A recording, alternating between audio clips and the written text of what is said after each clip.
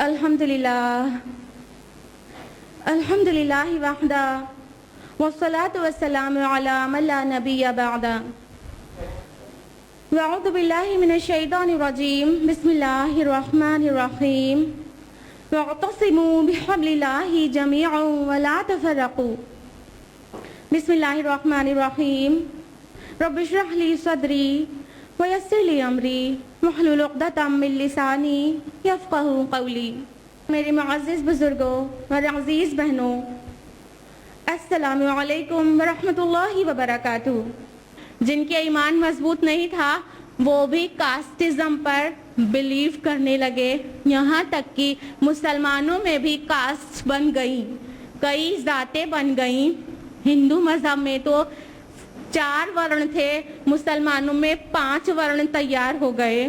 سب سے اوپر دیکھیے کانسپیریسی کے تحت ہوا، یاد رکھیے گا، سب سے اوپر رکھا گیا سید کو، پھر شیخ کو، پھر مغل کو، پھر پٹھان کو۔ یہ 4 ذاتیں جو تھیں وہ ان کا ذکر شریف اقوام میں ہونے لگا کہ یہ 4 کاسٹ شریف لوگ ہیں، اور جو لوگ صنعت و حرفت اور تجارت کے کام میں مشغول تھے الٹیمیٹلی وہ 5واں ورن 5th کاسٹ بن گئے، یعنی کہ جلاحہ، نائی، قصائی، اس طرح سے باقی جتنی بھی کاسٹ تھیں ان کے پیشے کے نام سے وہ 5واں ورن 5th کاسٹ بن کر تیار ہو گئی اور ان کو نچلی ذات کہا جانے لگا۔ تو اس طرح سے ایک کانسپیریسی کے تحت، ایک جانی سمجھی چال کے تحت مسلمانوں کو ڈیوائیڈ کیا گیا ہے۔ مغل پیریڈ تک آتے آتے وہ اپنے بہت عروج پر پہنچ چکا تھا، بلکہ 13th سینچری میں بھی یہ ڈویژن اور ڈسکریمنیشن بہت اپنے عروج پر تھا۔ 13th سینچری کی بات ہم آپ کو بتائیں گے کہ سلطان شمس الدین التتمش اور غیاث الدین بلبن کے دور میں کسی بھی لوور کاسٹ، معاذ اللہ لوور کاسٹ ان کے الفاظ میں، کسی بھی لوور کاسٹ مسلم کو کسی بھی اچھی پوسٹ پر نہیں رکھا جاتا تھا۔ یہاں تک کہ تاریخ فیروز شاہی میں درج ہے، یہاں تک کہ بلبن اس بات سے اتنا ناراض ہوتا تھا کہ کسی بھی لوور کاسٹ مسلم کو کسی اچھی پوسٹ کے لیے کبھی بھی نامینیٹ بھی کیا جائے، اگر کسی بھی ان کے حساب سے لوور کاسٹ مسلم کو جلاحہ، نائی، قصائی وغیرہ، لوور کاسٹ مسلم کو اگر کسی اچھی پوسٹ کے لیے کوئی نامینیٹ کر دیتا تو وہ اتنا غضبناک ہوتا بلبن کہ کہتا کہ اگر آج کے بعد کسی نے یہ کام کیا، کسی نچلے درجے کے مسلمان کو نامینیٹ کیا اچھی پوسٹ کے لیے، تو اس کو ایسی عبرتناک سزا دوں گا جو کبھی کسی کو نہیں دیا۔ یعنی 13th سینچری تک پہنچتے پہنچتے اسلام میں کاسٹزم بالکل جڑ پکڑ چکا تھا، اور افسوس کے ساتھ وہ آج بھی جڑ پکڑے ہوئے ہے۔ اس اویئرنیس کے دور میں بھی، اویئرنیس ان دا سینس کی کاسٹزم کی کوئی بنیاد نہیں ہے۔ اب ہم سائنس ٹیکنالوجی کے ایرا میں جی رہے ہیں، اب ہم ہر چیز سے اویئر رہنا پسند کرتے ہیں۔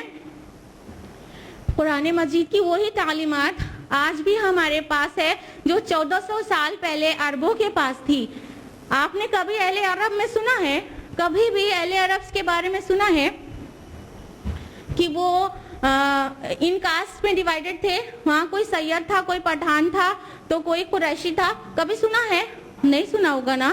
یہ ہندوستانی کلچر کی دین ہے، بلکہ انڈین کانسپیریسی کی دین ہے۔ آرینس کی ایک جانی سمجھی چال کے تحت مسلمانوں کو کاسٹ میں ڈیوائیڈ کیا گیا۔